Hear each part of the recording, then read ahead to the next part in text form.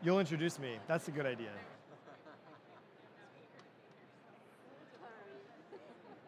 Sorry, we're too excited. All right, let's welcome David Buehrer from Greenway Coffee Company, Houston, Texas, to the stage.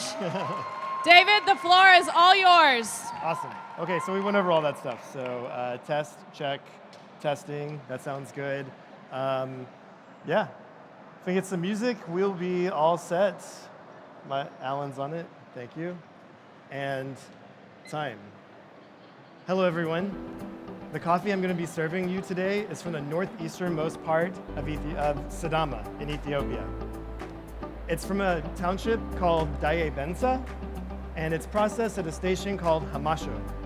At Hamasho, it's 2,300 meters in elevation for the most part, and the coffees that are brought to this washing station are of a single botanical variety that's designated as Sidamo 74518. This coffee won 8th place in the last auction for Cup of Excellence. Not only that, it was the only washed coffee in the entire top 30. This is the #1 washed coffee in Ethiopia. I want to tell you more about it. I got to get some drinks started for you first, though, so I'll be right back.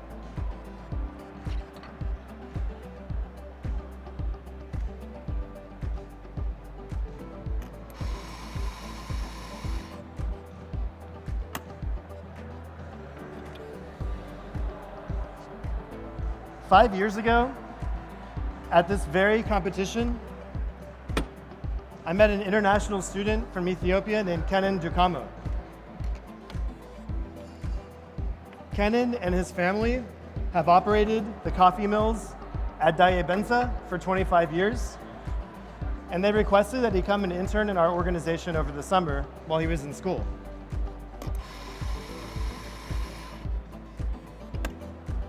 One of Kenan's requests was to visit another coffee-producing country.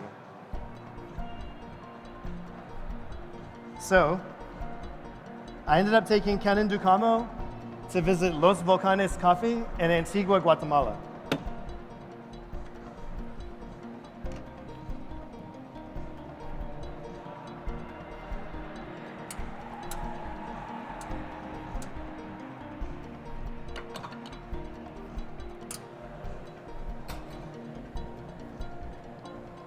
Los Volcanes is operated by a man named Josue Morales, and Josue has a farm and processing station for Los Volcanes called Esperanza.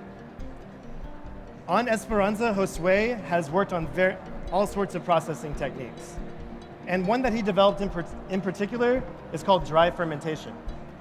It's where you take washed coffee, and instead of putting it into a fermentation tank with water, you leave it dry, and you enclose the environment and pipe in warm air to control the fermentation. Kenan saw this technique, and he wanted to immediately bring it back to Ethiopia. He called his uncle, and they started doing dry fermentation in Ethiopia at Hamasho. This is the coffee that I'm serving you today. That collaboration and the dry fermentation, it really evokes a lot of memories of tiki-based drinks for me. The florality, which I'm gonna add in 2 grams of expressed sage for. Tropical fruit notes that we love in coffee. I'm gonna use pineapple juice to represent that. And baking spices, like cinnamon. They control that temperature. I'm gonna control the temperature on this as well by toasting it.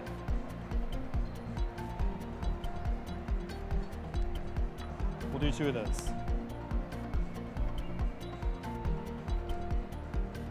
All right. Just like they control the environment in their processing, I'm gonna do the same for y'all today using this vacuum sealer. So we're gonna infuse all these ingredients together.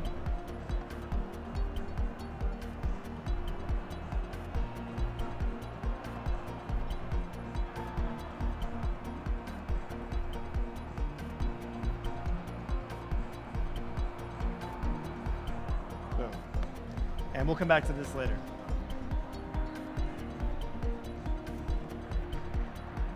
All right, I'm gonna get started on your espressos next. Just a couple of things. The spoons in front of you are for the first and last course.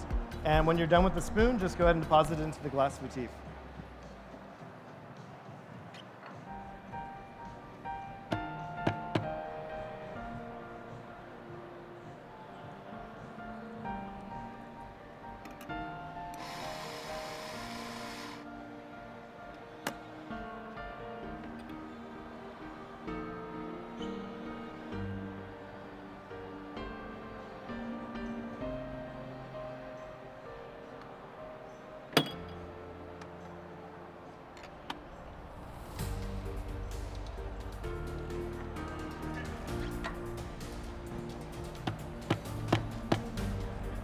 Thank you.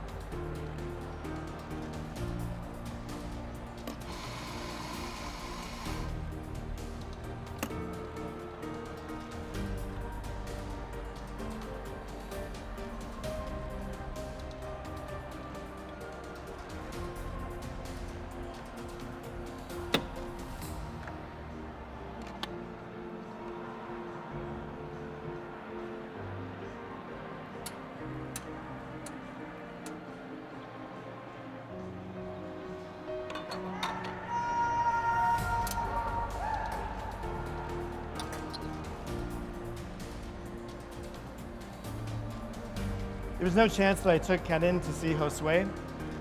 I've known Josue for a long time, and those processing techniques that he does in Guatemala, he said himself that he wishes that he could have seen them expressed in another country. So he set himself up for the experience that we had and the collaboration that we did. Those results have changed the florality noted in Sadamic coffees and transform them into a different aroma. And before I serve these to you, I'm going to go ahead and describe everything to you. Be sure to check the crema, and then at the end I'll tell you to go ahead and try them. So if you'll look on the nose, those floral aromas typically found in coffees from Sadama are transformed into an almond aroma, marzipan or almond pastry-like. The body is going to be medium plus, tactile, and it's going to have a 60% dark chocolate lingering finish. The flavors are going to be peach, wildflower honey, and hibiscus. You can go ahead and stir them up and enjoy. Thank you. Houston, Texas, make some noise for your boy David. His espresso drinks are down.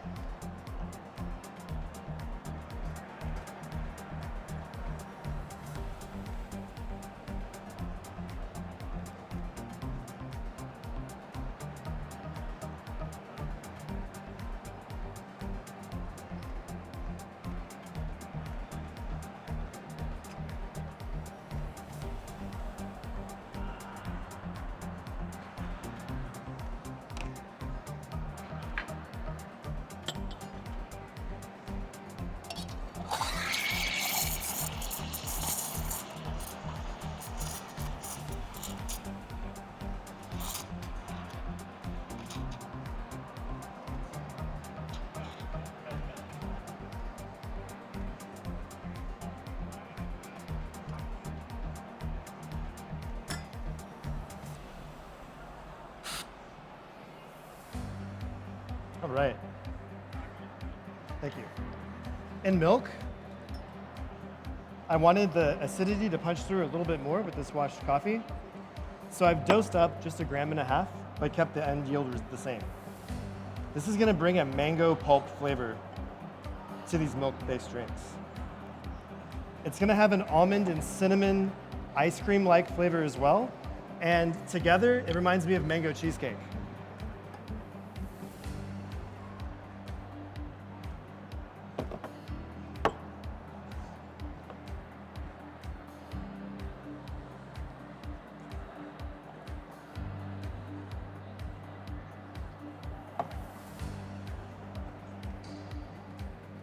You all right?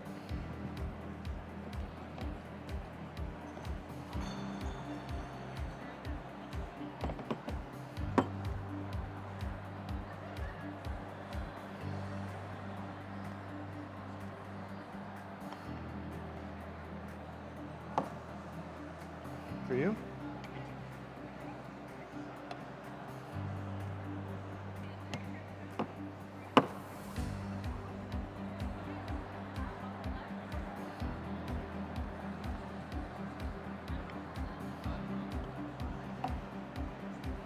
Here you are. Thank you. Pardon me.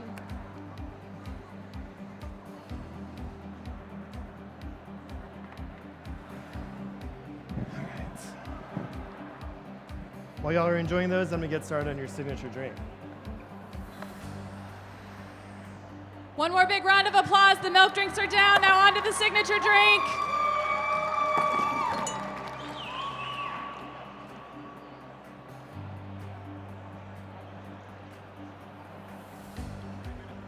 Thank you.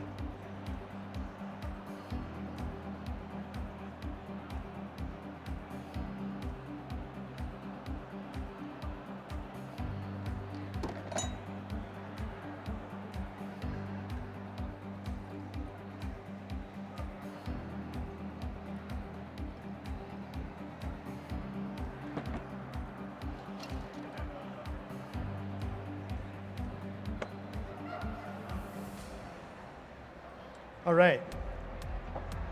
So we've infused all those ingredients and the fundamentals of tiki into our Hamasho espresso to create the spirit of tiki. I'm gonna combine it with the coconut cream, 270 grams, and a guava orgeat, which is just guava puree, some almond oil, and a little bit of sugar that I prepared in advance. There's 50 grams of that. All right, I'm gonna charge this together to create our cream.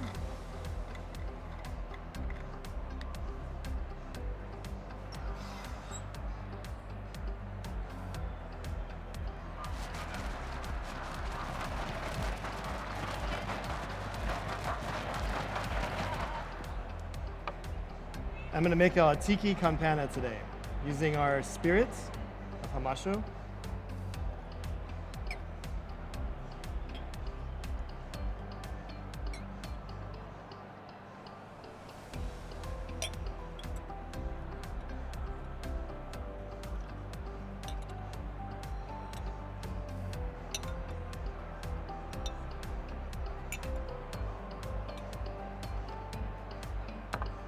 And our guava foam. And if you'd stir with your last spoon, and just try to get in some foam and some spirit of tiki in at the same time, and you'll notice the flavors that we've experienced before in the Hamasho have transformed with the guava foam, and you're gonna taste new tropical fruits that we did not add into this drink. Lime without lime, orange, strawberry, and passion fruit. It was really my honor today to serve you this coffee that I feel so good about, given the quality and the relationships involved and the collaboration that it brought. Thank you. Time.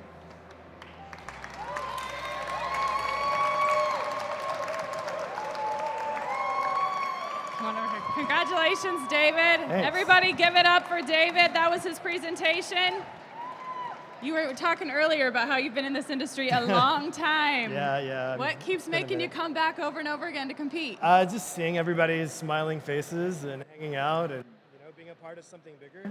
Absolutely. Yeah, those are all awesome Anybody you want to things. shout out today? Yeah, I really need to shout out Black and White Coffee Roasters, Kyle Ramage and Len Butler, for helping me out so much. We've been friends for a long time. They opened their doors to me. Everyone at my company, Greenway Coffee, Blacksmith, y'all are all awesome. Everyone shows up every day so we can do stuff like this. So greatly appreciated. And the Ducamos, who are here.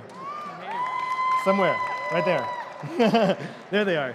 Yeah, so they grow the best coffee ever in Diabenza, and they're awesome people, and it's just great to be a part of the whole thing. Awesome. Well done. Congratulations to you. Appreciate that. All right, we're going to take a small break from our sponsors, and we'll be right back.